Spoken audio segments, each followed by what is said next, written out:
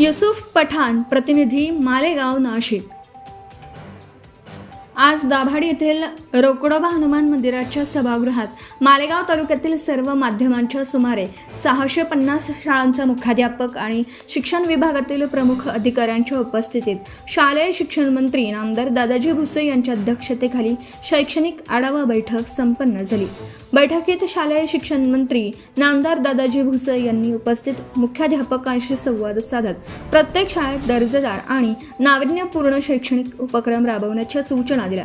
तसंच येत्या 15 ऑगस्ट स्वातंत्र्य दिनानिमित्त शाळांमध्ये देशभक्तीपर गीतांच्या संगीतावर आधारित कवायत आणि संचलनाचं आयोजन करावं, विद्यार्थ्यांमध्ये राष्ट्रप्रेम, शिस्त आणि एकात्मतेची भावना वृद्धिंगत करणारे उपक्रम राबवावेत, अशा सूचना उपस्थित मुख्याध्यापकांना दिल्या।